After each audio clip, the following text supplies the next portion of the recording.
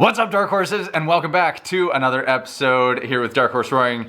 Before we start, I want to make a call for questions. We get questions constantly, but they get scattered throughout videos and in comments, and I would just love to make this an open call for questions. Those of you that have questions that you want answered, drop them in the comments below so that hopefully I can do another Q&A video, because the last one we did, people really enjoyed, and so I would love to know what you want to know. And also, as an aside, those of you that have been following along with our videos, you know that this garage gym is slowly becoming a build out where I'm building the things that I think are most useful and fun for me in my training. And this last weekend, I built a plyo box right here out of a single sheet of plywood. I just wanted to drop the link to the video that I used. It was fantastic. And if you've been looking for equipment that's cheap, instead of paying $130, $150 for a plyo box like this that's multi-sided, 30 inches, 24 inches, and 20 inches, I built this with a single sheet of plywood. All the cuts were made at Home Depot. All I had to do was assemble when I got home. So if you're minorly handy and you have some basic tools, check out the link to this video, and in, I don't know, 4 hours, you could have yourself a plyo box like this. Now, let's talk weight loss. In today's video, I'm gonna lay out a roadmap for weight loss, because many of you come to this channel having lost weight or hoping to lose weight, and this is one of my favorite topics to cover. It's something I have a lot of experience with, and I just enjoy being able to help in that process. So stay tuned, because we're going to lay out 5 steps to helping you get to your weight loss journey, but making sure that you lay a strong foundation so that you're successful along the way. I hear from a lot of you that you're on a weight loss journey, or that you've started your weight loss journey, or you're wanting to start your weight loss journey, and you're looking for help. And we see it in the comments a lot, and people are coming here for various reasons, whether they want nutrition advice, whether they want to know what workouts they should use, they need to know if the machine is safe for them, and maybe that's a question that's churning in your head right now. And so that's what I'm hoping to answer today, are those questions, but also lay out what are the things that when I'm working with a client, what are the steps that we go through to make sure that you're putting yourself on a path to success, not going through the same cycle that you've gone through before, where you read a book, you try and put it into action, and inevitably it just doesn't work because there isn't enough of a foundation for you personally. And frankly, that's what I find is missing from a lot of weight loss journeys, is the personal aspect. How do you make it unique for each person? Because no journey is the same. And so that's what we're gonna talk about. That's what I want to list out in these 5 principles that I use to help somebody walk through a weight loss journey. So let's get into it.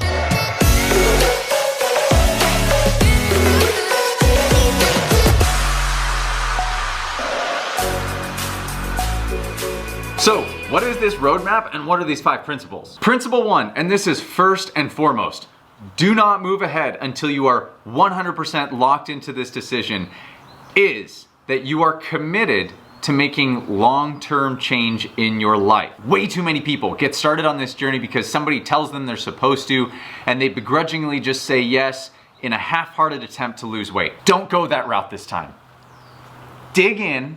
Take the time necessary to sit down and choose if this is the right journey for you. It's hard. Nobody said it was easy, and it shouldn't be easy. If weight loss were easy, nobody would have weight to lose, right? Those of you that are choosing to go down this path have made a choice. Those of you that have done it, you know how hard it can be every single day. So if you're here saying, I want to lose weight, can the rower do it for me? Absolutely it can, but before you get there, start with step number 1, which is sit down. Reckon with the fact that this is going to take time and that you are committing yourself to long-term action, not short-term gain. The long-term action, the component of being a dark horse of your own life, where you are the one responsible for your own changes and that you can own this process, that is going to be the lasting change. That is what will make you successful, what will make your body happy and healthy and give you all of the amazing outcomes that can come from that journey. You gotta make the decision, first and foremost, that you are in it for the long haul. So don't move on from this step. If you haven't reckoned with that, do it now. Come back to move on to step 2 after you've made that decision. Principle 2, change your habits. Now, that may seem like a blanket statement, but hear this out. The things that you do every single day that you don't have to think about are habits.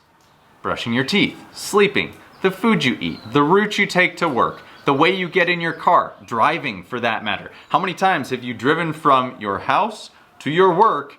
When you get to work, you realize you don't remember any of the drive. Your brain tunes out because it becomes so automatic. That's a habit. What you need to understand in this process that you're gonna go through is that you are going to unwind habits that have become automatic for you. When you do that, it's like saying that the way you brush your teeth is wrong. If I told you that, hey, your toothbrushing technique is off, you're gonna be like, shove it, I brush my teeth just fine. And that's a hard thing to take on, right? When you decide to go down this journey, you're gonna experience a lot of things where habits have to shift and change. And my biggest advice is don't take away. Never eliminate things from your diet, from your fitness, because that becomes you start to long for the thing that you've lost. Instead, I would rather you add good habits along the way so that it slowly builds positivity instead of makes you starve for the thing that you can't have anymore. One of the greatest first habit changes that I love to implement is wake up in the morning, and the first thing you do before you do anything else, brushing your teeth, drinking your coffee, putting on your robe, is have a glass of water sitting next to your bed, drink an entire glass of water. Done. Now, can you do that for 2 weeks, 5 days a week? For 2 weeks, can you accomplish 1 glass of water first thing before you do anything else 5 days a week for 2 weeks? Can you be compliant with that? If so, you've probably started the process of building a great new habit for yourself. Now, is that going to institute weight loss? No, but guess what? You've just successfully added a healthy habit, which is hydrating your body, which is teaching yourself that a new habit can be learned and that it's actionable. So before you move on to the next step, you should be thinking about what are the small habit changes that are positive that I can add into my day-to-day life that don't strip away things that I know to be true or things that I hold to be a part of who I am. And that includes nutrition and fitness and brushing your teeth. So add good habits and give yourself specific timelines to shift that habit in a meaningful way. And don't add a new one until you've successfully accomplished the previous one. And from there, you just start stacking good habits. Principle 3, get your nutrition lined up. My personal philosophy on nutrition is everything in moderation, including moderation itself. It's very easy to get sucked into a dogma on which nutrition is the best and the greatest, but guess what? Nutrition programs are cyclical in nature. You see programs come and go, and I think there are a lot of great ways to be healthy. Again, I'm not here to debate whether or not you should be vegan, pescatarian, or paleo. Whatever you choose to work towards is great. My general principles are eat meats, vegetables, nuts and seeds, some fruit, little starch, and no sugar. Yeah, I stole that directly from CrossFit. But I do believe that a general base with that as the foundation is a pretty healthy way to go. I frankly have never seen somebody overweight who ate too many vegetables. And so if you are adding healthy vegetables into your diet on a regular basis and making that a normal part of your nutrition, you're on the right path. However, here's where I'm going with this, is that you need to make a choice that nutrition is the first and foremost change that you're going to make, because let's frame it this way. Imagine that for the next week, you could only change either your nutrition or your workouts. Let's picture what that looks like. In a good week, let's say you're just firing on all cylinders on your fitness. You get 6 workouts in a week, 7 days in a week, 6 workouts in a week. That's a great week for you, okay? So let's hold that. Then in any given day, let's say that we eat, 4 times. So multiply that over the week, that's 28 times that we eat in a week. So we've got 28 times that I eat and 6 times that I'm gonna work out. Now I told you that you could only improve either the nutrition or the workouts. Do you think your body is going to see a greater benefit from turning up the intensity knob 2%, 3% on your workouts, or adding 1 more workout to make it 8 total workouts?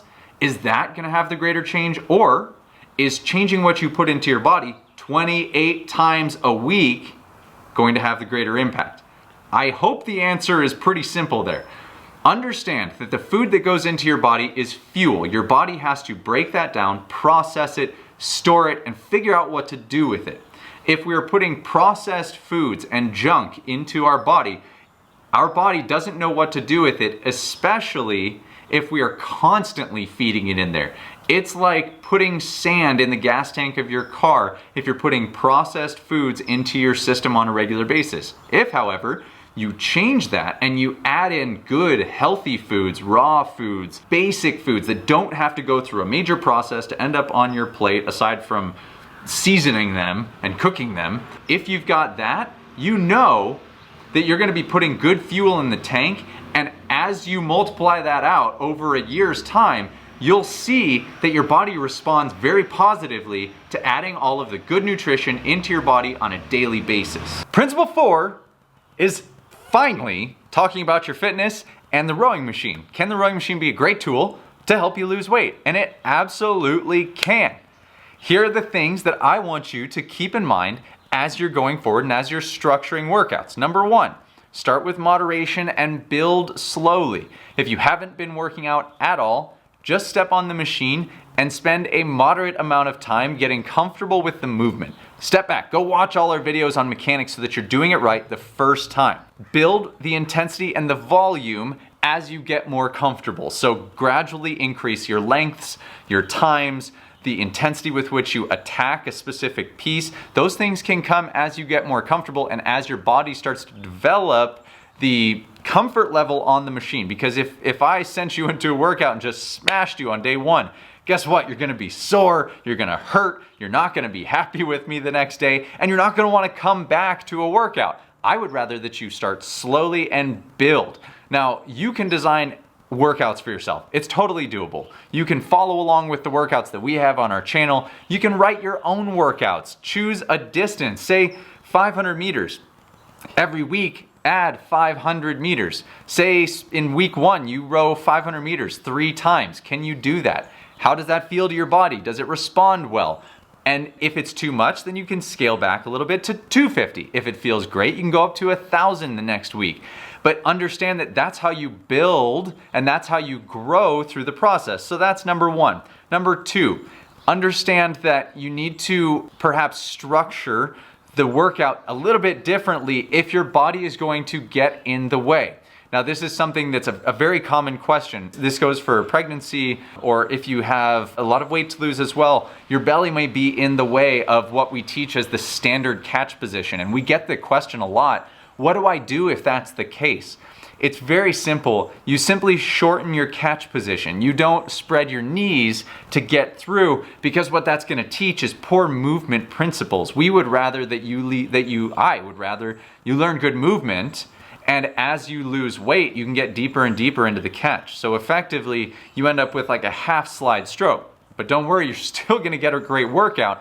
It doesn't detract from the usefulness of the machine. In fact, it helps to repattern good behavior and good movement principles, which your body will thank you for in the long run. So don't split those knees out of the way. So when we talk about that, it's make sure that you understand your body's limitations, work with good movement principles, because that lays a solid foundation for your future workouts, and then know that the workouts are like the icing on the cake of this whole journey, right? You get to work out. You get to improve the way that your body moves on this machine, and you're gonna start to feel healthier and more vibrant, and you're gonna start to feel things like your back may get sore, right? A lot of people think that when they wake up the next morning and their back is tight, if you've been working on posture, for example, on the machine, if you're sitting upright, right? If I'm here and I'm sitting upright and I haven't been practicing that for a few years, if my posture's been here and in the last workout it was here, guess what? Your back's gonna be sore because your muscles were having to work to support you. That's a good sore. So know the difference between sore and pain. If there's an issue like a back injury that you're dealing with, make sure you know the difference and listen to what your body is telling you. So when it comes to the fitness piece, add intensity over time, add volume, add intensity over time as your body gets used to the movement. Make sure that you lay a foundation of strong movement first, And know your body. Listen to what your body is telling you, because it's going to be sending all sorts of important feedback points to help you along the journey. You just need to be listening so that you can act on it when you get those signals. Principle number 5 is all of the external factors that are just assaulting us in our day-to-day lives. I'm going to list some basics that I think are really valuable that are only going to help in your process. Number 1 is your sleep. Get plenty of sleep. I know that seems self-explanatory, but so few of us are actually sleeping enough. Sleep is the time when your body truly resets, when it recovers, when it rebuilds, when it takes a moment to, hear me out on this. You've got a sympathetic and a parasympathetic nervous system. Your sympathetic is your fight or flight. It's your gone, right? That's the thing that we are constantly triggered in on a day-to-day basis. When I did that clap and moved, that probably shook you a little bit. That's your sympathetic nervous system. Parasympathetic is that toned down. It's that feeling you get when you finished a massage or after you've prayed or meditated for a while and you're just very zoned out. That's your parasympathetic. Give your body time to live in that state, because in a day-to-day we're assaulted and our sympathetic nervous system is always on and firing. It's what your phone is constantly triggering when you're watching videos of extreme sports or when you're watching reality shows. It's triggering that sympathetic response. Give yourself time to eliminate that, and sleep does an amazing job of helping your body recover and improve. It just lets your cellular nutrition go into this like wonderful state of harmony that we don't get when we're awake and when we're constantly firing. So that's number 1. Work on your sleep. Can you improve it?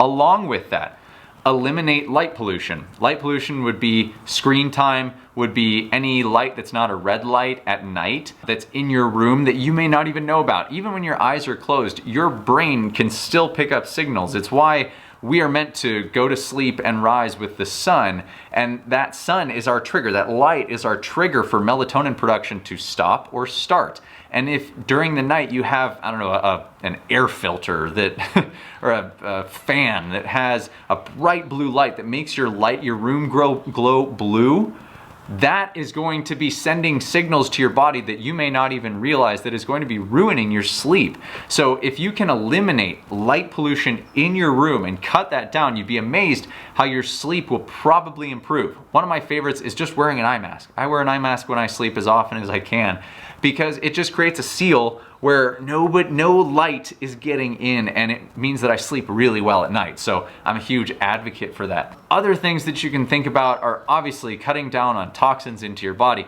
Alcohol and drinks are a huge way that people take in calories that are not productive or helpful for them. You'd be amazed if you can cut out alcohol in your diet or any sugary drinks, how much of an impact that's going to have on your weight loss journey and on your ability to just be happier and healthier. I know that that can seem daunting, but this 5th principle is simply look at all the vast things that we can take care of, and I know that that can be overwhelming, and just start to pick 1 or 2 things that you can work on at a time that are almost accessory benefits to the journey that are helping us as humans get back to like our basic state, how we were meant to operate before we were surrounded by technology, which has immense benefits. I wouldn't be able to bring you this video without it, and there are huge advances that have been made, but at the same time, we are still very primitive creatures. Our bodies need some simplicity at times,